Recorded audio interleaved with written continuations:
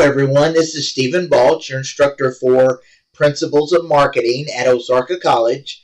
Today what I'm going to do is give you a little bit of feedback on the chapters 4 and 5 activities that I finished grading late last week. And then I'm going to remind you a little bit about the semester project and the date that's coming up at the end of this week for you to have your company name sent to me for that project. And then I'm also going to review or kind of tell you about the activities that we have coming up due at the end of this week for chapters 6 and 7. All right. So like I said, the first thing is I did finish grading the chapters 4 and 5 activities late last week during our snow week. So that should be all graded in the grading comments there. So if you haven't already looked at the grades for those activities and the grading comments, go ahead and do that as soon as possible and let me know if you have any questions at all. Most of you did well on the chapters 4 and 5 assignment. There were a couple of you that seemed like you were trying to rush through to get it completed by the due date, and so you didn't completely answer some parts of some of the questions. But overall, most of you did well, so keep up the good work on that. On the chapter test, most of you did well on that.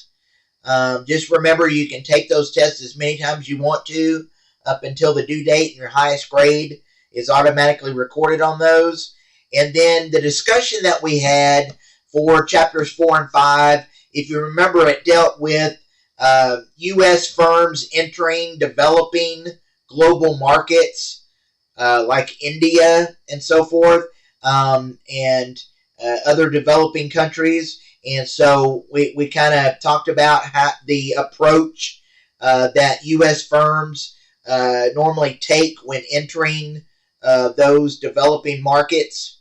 And so I really appreciate everyone's participation on the discussion. Really enjoyed reading everyone's comments. So keep up the good work on the discussions. All right. Now that brings us to a reminder about the semester project. So let's go to the activities page. And if we scroll down, under week 14 of the semester is when the semester project is due. And of course, I've already talked to you about this a few times, but and some of you have already sent me the company name that you're going to use as the basis of this research project. But if you haven't done that yet, you'll need to do that by Friday of this week, which is February 28th. Okay, the last day of the month. All right. So, like I said, some of you have already sent me your name, company names, and I appreciate that. A few of you still need to do that, so just make sure you do that by Friday of this week. The reason I have you go ahead and come up with their company name is because you're going to need to spend the rest of the semester working on this semester project. So you need to have a company name that you can use to research both the company's marketing operations, marketing strategies, and so forth.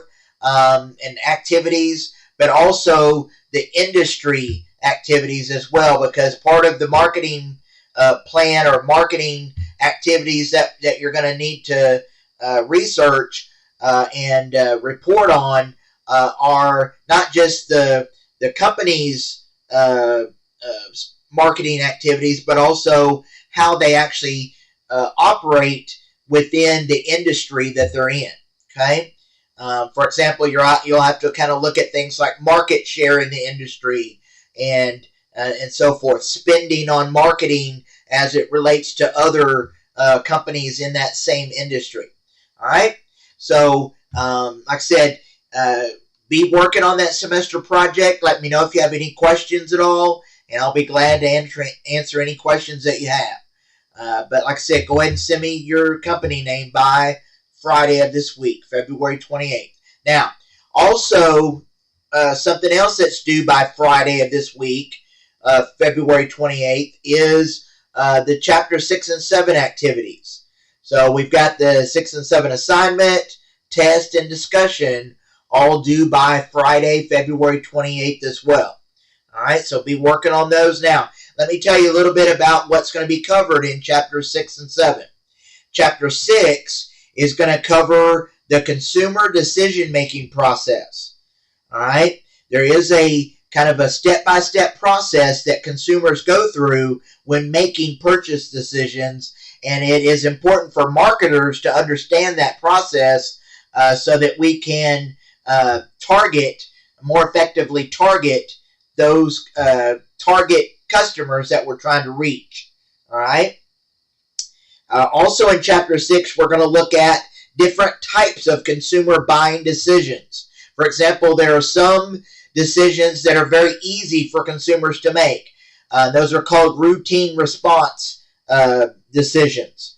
For example, if you're going to a local convenience store to buy a candy bar or a donut or something, that's just a kind of a routine response behavior that you're probably not going to spend a lot of time and effort on trying to make sure that you make a perfect decision.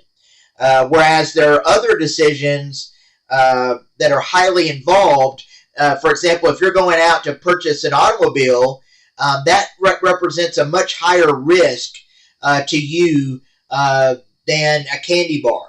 And so because of that, you're going to spend more time researching, more time going out and shopping for that automobile versus a candy bar.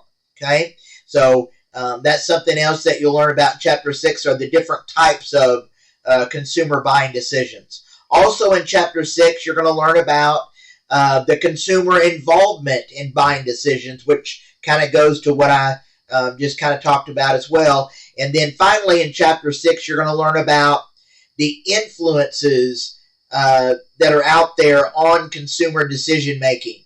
There are a lot of social influences. There are family influences, all kinds of different influences on our decision making. And you'll kind of learn about all of those.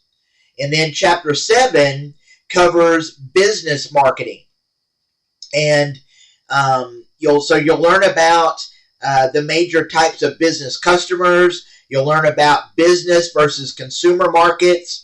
And really the thing that distinguishes a business product from a consumer product is simply who the buyer is. Okay? If the buyer is a business, for example, a computer can be both a business product sold to a business, but it can also be a consumer product as well, sold to a household or a consumer. So the product itself, who it's actually sold to, what its intended use is, and who it's actually sold to is what actually determines a business product versus a consumer product. Okay, so you'll learn about that as well.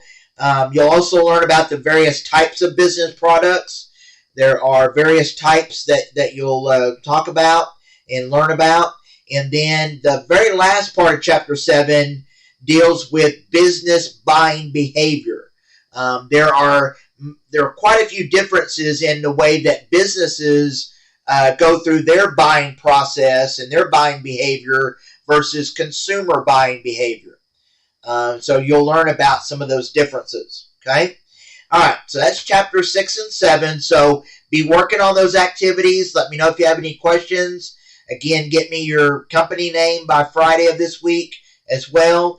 And that's really all I have for you for today. So enjoy the rest of your week and your weekend, and I will talk to you again sometime next week. Thank you.